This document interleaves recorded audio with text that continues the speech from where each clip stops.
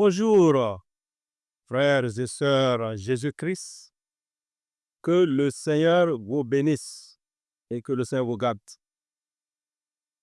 Je vous invite à une édification dans l'Épître aux Corinthiens, chapitre 16. Première épître aux Corinthiens, le chapitre 16, partie du verset 13. Veillez, tenez ferme dans la foi.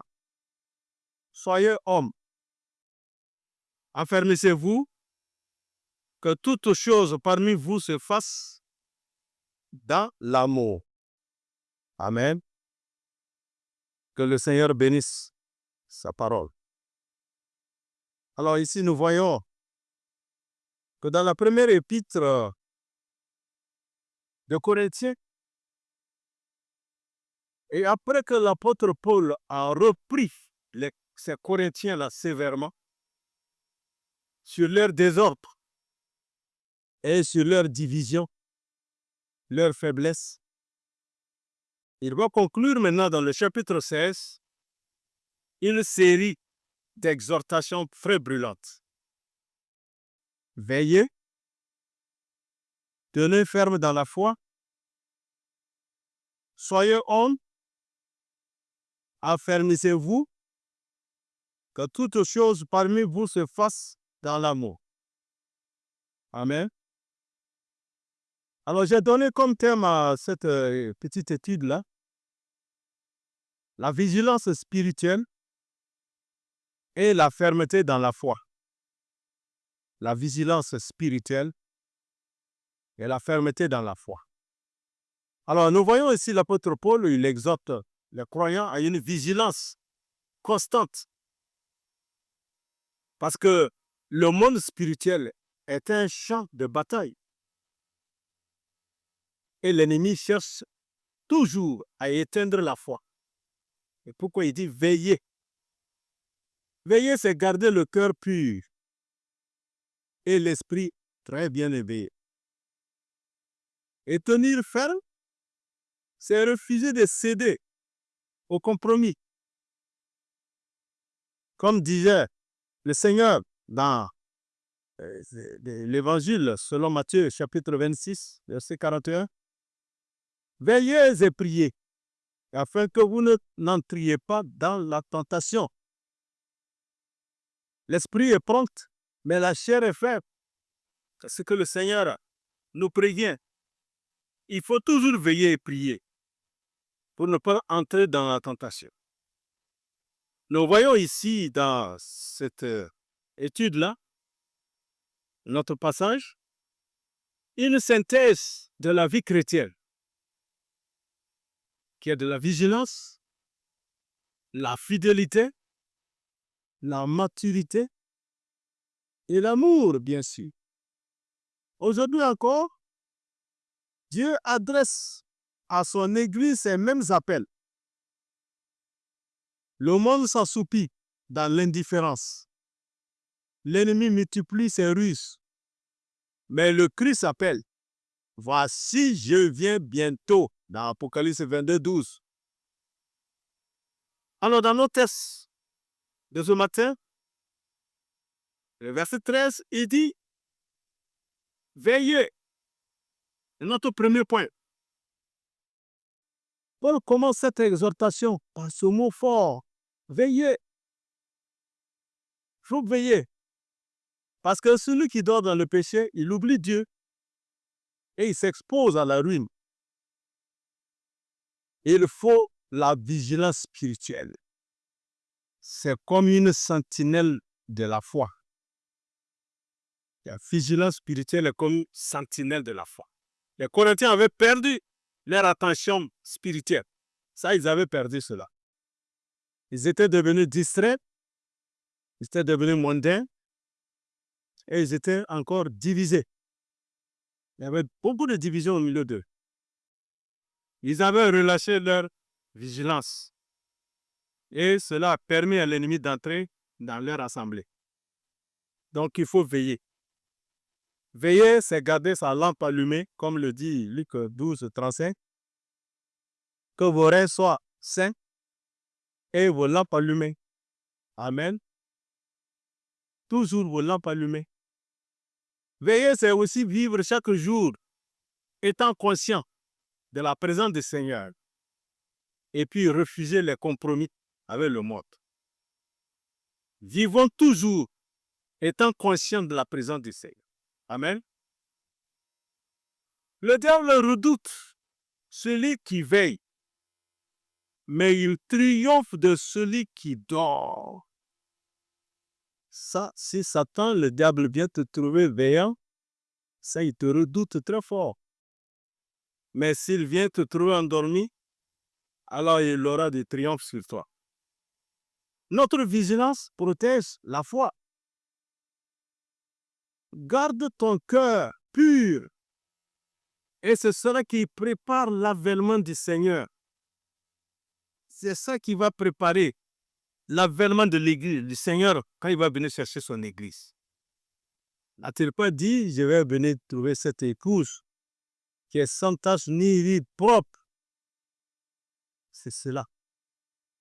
Notre deuxième point, toujours dans le verset 13 de 1 Corinthiens 16, tenez ferme dans la foi. Ah, c'est très important également. Ça, la stabilité face au vent de la doctrine. Nous devons demeurer inébranlables, enracinés dans la parole, comme le dit Colossiens 2, verset 7, enracinés et édifiés en lui et affermis dans la foi. Amen. Celui qui tient ferme dans la foi, il résiste aux mensonges du diable. L'apôtre disait dans 2 Corinthiens 11, regardons 2 Corinthiens 11, verset 3. 2 Corinthiens 11, verset 3. Mais je crains que, en quelque manière, comme le serpent séduisit Ève par sa ruse, ainsi vos pensées ne soient corrompues et détournées de la simplicité quant au Christ. Ah, la ruse de l'ennemi, nous l'avons vu comment il a abordé Ève. L'apôtre aussi craint pour qu'il ne vienne pas avec ce mensonge-là. C'est ça qui nous interpelle, les gars. La foi, ce n'est pas simplement croire. Ce n'est pas seulement croire, mais c'est demeurer inébranlable dans la vérité apostolique. Parce que les faux docteurs, ils tentaient toujours de troubler l'Église. Et c'est la même chose aujourd'hui encore. Au temps des Corinthiens, c'était ça. Aujourd'hui encore, ça est là. Et ça nous interpelle très fort. Les vents de doctrine sont là. Ça agite les croyants aujourd'hui. Le relativisme, les compromis, les fausses révélations, les faux miracles, ainsi de suite, ainsi de suite. Ça, ce sont des vents de la fausseté. Ça agite les croyants aujourd'hui. Alors, comme J de 3 le dit, combattez pour la foi qui a été une fois enseignée au sein. Il faut combattre, s'il faut combattre pour quelque chose, c'est vraiment la foi. Amen. Tenir ferme dans la foi, c'est aussi refuser de vendre sa foi pour un confort ou bien pour une popularité. La foi, il faut vraiment combattre pour elle et refuser de vendre ça pour un confort, pour les choses de ce monde ou bien pour la popularité. Amen. Dieu cherche des sentinelles spirituelles, mais pas des spectateurs distraits. Jamais. Notre troisième point, dans 1 Corinthiens 16, verset 13 toujours, le troisième point c'est soyez hommes. Amen. Soyez hommes. C'est avoir le courage spirituel des vrais disciples. Il faut avoir ce courage des vrais disciples. Courage spirituel. Ce n'est pas un appel à la dureté, mais c'est un appel à la maturité spirituelle. Être homme, c'est savoir se tenir debout dans la vérité. Le chrétien mûr ne fuit pas les combats spirituels, mais il puise sa force en Christ, comme le dit la parole. Mais les Corinthiens, ils étaient comme des hommes charnels, comme le dit 1 Corinthiens 3, verset 1. Ils n'étaient pas des hommes. La Bible dit, soyez hommes. Mais ils étaient des hommes charnels. Ils étaient des petits enfants en Christ. 1 Corinthiens 3, 13 et 3, verset 1. Alors l'apôtre Paul appelle à grandir. Il faut grandir. Quand on a reçu Jésus, il faut grandir. Il ne faut pas rester encore petit en Jésus-Christ. Il ne faut pas rester homme charnel. Il faut grandir. Le prophète Ésaïe le dirait également dans son chapitre 46, verset 8. Souvenez-vous de cela et montrez-vous homme. Il faut se montrer homme. Le prophète le dit. Avoir le courage de confesser aussi ses péchés. Quand on tombe, on se relève et on persévère. Quand tout vacille, c'est ça être un homme, les gars. Amen. Bien-aimé, c'est un passage qui nous interpelle beaucoup. Devenons des hommes. La foi n'est pas vraiment pour les faibles. Ce n'est pas pour les peureux. Mais c'est pour ceux qui acceptent d'être fortifiés par Dieu lui-même. Quand vous lisez Hébreux 11, vous allez voir la liste là-bas. Vous allez voir toujours que ce sont des gens qui n'ont pas eu peur. Devant n'importe quelle situation, même devant la mort, n'ont pas eu peur.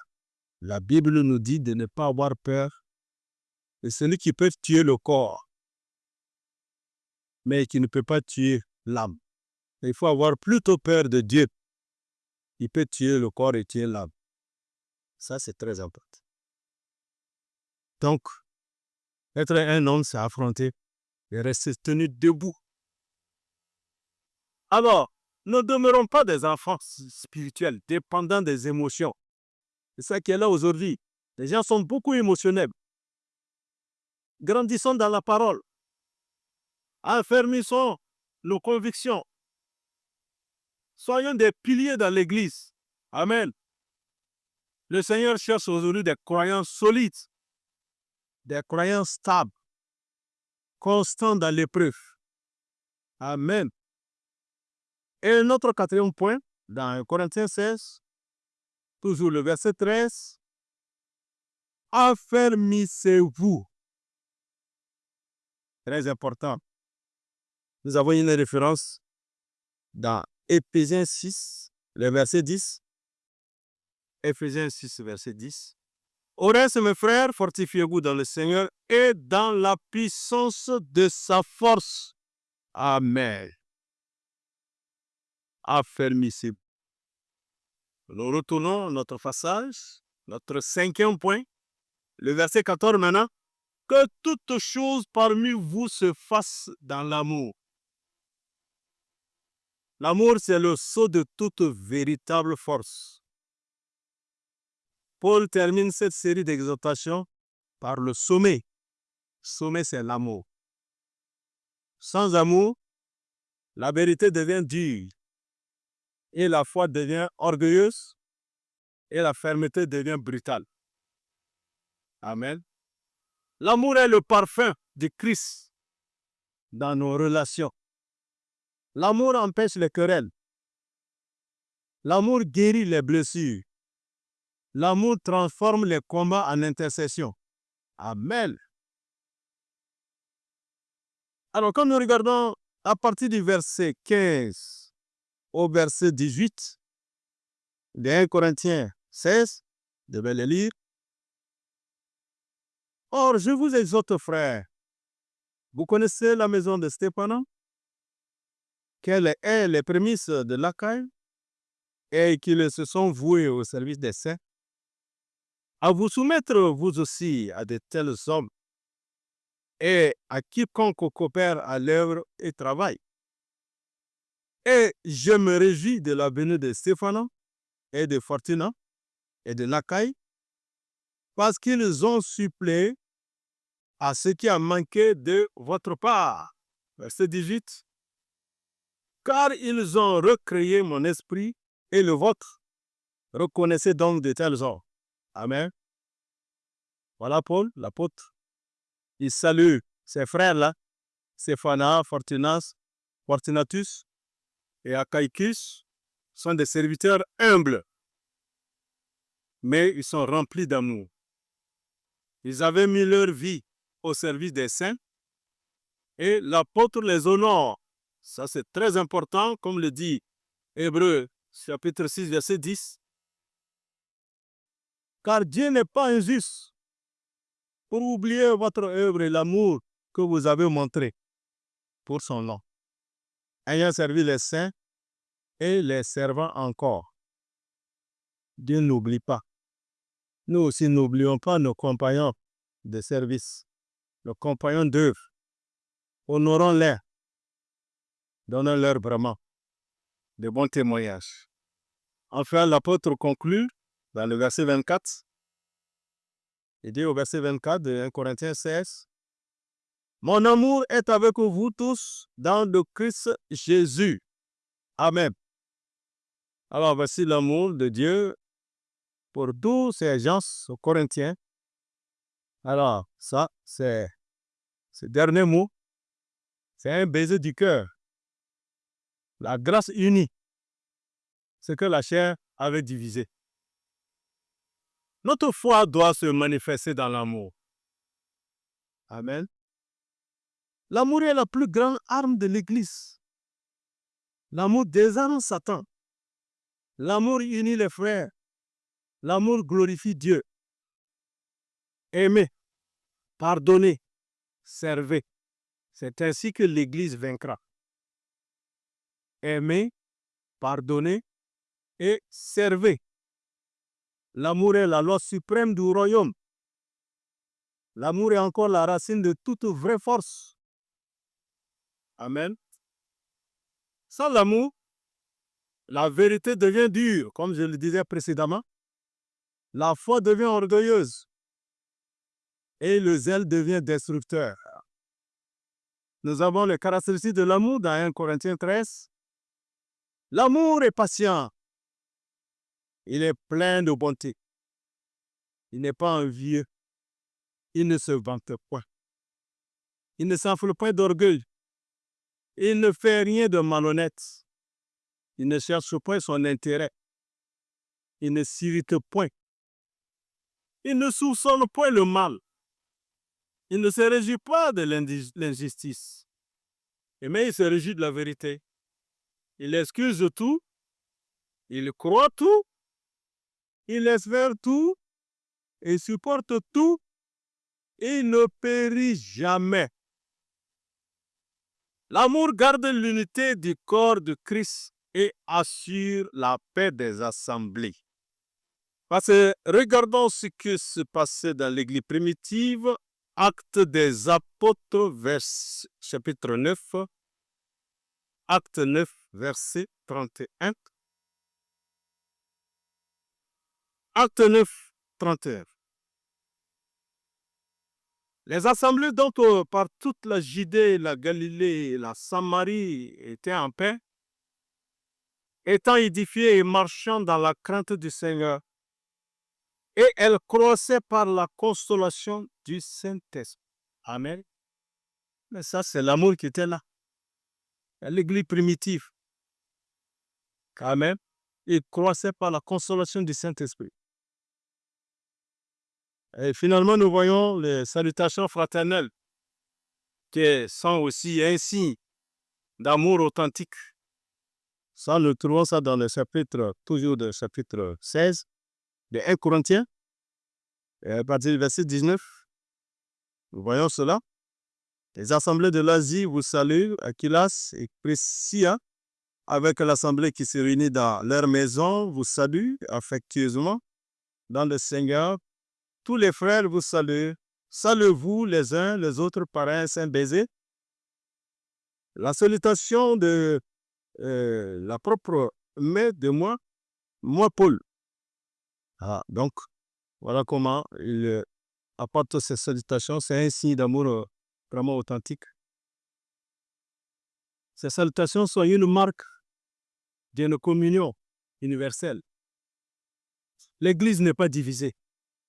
L'Église respire dans plusieurs lieux, mais sous un même esprit. L'esprit qui conduit toutes choses. Et il dit au verset 20, tous les frères vous saluent, saluez-vous les uns les autres par un saint baiser. Un saint baiser, ça c'est le symbole de la paix. Le pardon mutuel. Jésus n'a-t-il pas dit dans Jean 13, 34, aimez-vous les uns les autres. Amen. Quelqu'un qui refuse la réconciliation, il étouffe la vie de Dieu en lui. C'est vrai. Refuser la réconciliation, c'est étouffer la vie de Dieu en toi. Le saint baiser, ce n'est pas simplement un rite formel, mais c'est un acte de cœur qui scelle la communion des saints. Amen. Maranatha, ça vient en dernière position, à la fin du verset 22 et la fin du verset 22. Si quelqu'un n'aime pas le Seigneur Jésus-Christ, qu'il soit anathème, Maranatha. Maranatha. C'est un avertissement et c'est de l'espérance égale. Paul conclut avec solennité ce verset-là. Si quelqu'un n'aime pas le Seigneur Jésus-Christ, qu'il soit anathème. Anathème veut dire qu'il soit maudit. Comment tu n'aimes pas Jésus-Christ? Toi, tu prends la malédiction, tu te remets sous la malédiction. Maranatha est pour les uns un cri de joie, mais pour les autres un cri de terreur. Celui qui aime Christ attend son retour avec désir. Il attend Jésus avec désir, comme dit Tite 2, chapitre 2, verset 13, attendant la bienheureuse espérance et l'apparition de la gloire de notre grand Dieu et Sauveur Jésus-Christ. Mais celui qui n'a pas goûté son amour, il tremblera à sa venue. 1 Jean 2, 28. Et maintenant, enfant, demeurez en lui, afin que quand il sera manifesté, nous ayons de l'assurance et que nous ne soyons pas couverts de honte de parler à sa venue. Amen. Ainsi, l'apôtre Paul rappelle la gravité du salut. Il ne suffit pas de connaître les dons, mais il faut aimer le donateur. Nous voyons que l'épître, cette partie se clôt, verset 24. Elle dit, mon amour est avec vous, vous tous, dans le Christ Jésus.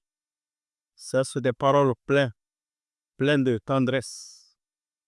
Oui, malgré les fautes de Corinthiens, Paul les aime d'un amour pastoral, qui est le reflet du cœur de Dieu. Amen. Le vrai pasteur, véritable, ne rejette pas les brebis blessées, mais il les soigne jusqu'à leur guérison. L'amour doit être au commencement et à la fin. L'amour, c'est la marque du véritable disciple. Amen. L'amour ne périt jamais. Nous l'avons lu dans 1 Corinthiens 13, 8. Alors, ces exhortations finales nous rappellent que la vie chrétienne est un combat quotidien. Veiller, croire, être courageux, agir dans l'amour et servir humblement. Et tout cela dans l'attente de celui qui vient. Maranatha. Que le Saint-Esprit nous aide à demeurer vigilants, à demeurer forts dans la foi, enracinés dans l'amour, jusqu'à ce que nous voyions le Seigneur face à face. Bien-aimés, nous pouvons intervenir par une petite prière. Seigneur Jésus, réveille nos cœurs endormis. Affermis notre foi. Donne-nous le courage de vivre debout et remplis-nous de ton amour parfait.